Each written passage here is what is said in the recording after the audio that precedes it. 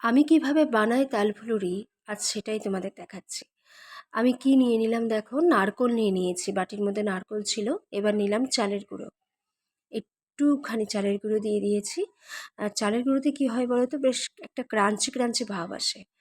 নারকোল, চালের গুঁড়ো, একটু আটাও দিয়ে দিয়েছি, 1 কাপ মতো ধরো আটা, 1/2 কাপ মতো ধরো চালের গুঁড়ো, এরকম পরিমাণগুলো দেখাতে পারিনি কারণ এক হাতে মোবাইল ধরে এক হাতে দেখানো।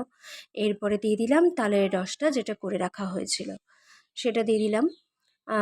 দেখো, বেশ এবার এটাকে না 1 চিমটে নুন দিয়ে দিয়েছিলাম আমি। কারণ কি বলতো, এই মিষ্টির মধ্যে যদি একটু নুন পড়ে না, বেশ স্বাদটা দারুণ হয়।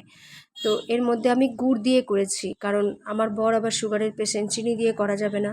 আমি গুড় দিয়ে করেছি, দারুণ হয়েছিল খেতে। তো এবার প্রসেসটা আমি তোমাদেরকে দেখাচ্ছি কিভাবে করলাম।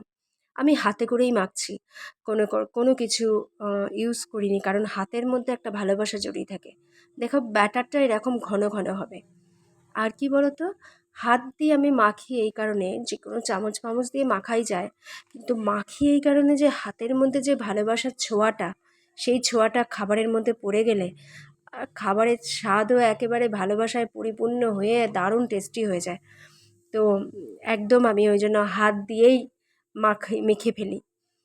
তো দিয়ে দিলাম কড়াইতে তেল। এবার সেটা গরম হবে খুব ভালোভাবে। আগে কিন্তু ফ্রাই প্যানটাকে একটুখানি গরম করে নিতে হবে, একটু গরম না করে তেল দেওয়া যাবে না। আবার তেলটাও গরম হবে, এটা একটু সময় সাপেক্ষ ব্যাপার। তেলটাও গরম হবে, এরপরে আমি ব্যাটারটা দিয়ে দেবো। এই দেখো কেমন ঘন ঘন হয়েছে, দেখো। আবারও হাতে করে একটু চটকে নিলাম। অনেকে চামচে করে দেয়, কিন্তু আমার মনে হয় আমার সুবিধা, হাতে করেই দিয়ে আমার সুবিধা। এবার একটু একটু করে ছেড়ে দিয়েছিলাম বড়াগুলো, দেখো লাল লাল হয়ে গেছে। এক সাইড, আর এক সাইড করে দিয়েছি উল্টে, কিছুটা দিয়ে দিয়েছি। খুব সুন্দর হয়েছিল। তোমরা কিভাবে করো একটু জানাবে, নাকি একই প্রসেসে করো একটু বলবে। এই ধরনের করো। আমার গপু কিন্তু দারুণ খেয়েছিল জানো তো তালফুলুরি। আমি গপু সোনার জন্যই বানিয়েছিলাম, খুব সুন্দর খেয়েছিল। কেন বুঝেছি বলো তো, কারণ বলে যে খাবারের স্বাদ বেশি হয় না, সে খাবার কিন্তু ভগবান যাকে তুমি উদ্দেশ্য করে দিচ্ছ সে খায়। তো আমি, আমার এই তালফুলুরির স্বাদ এত সুন্দর হয়েছিল, তার মানে আমার গপু সোনা খেয়েছে খুব আনন্দ করে, এটাতেই আমি বুঝি।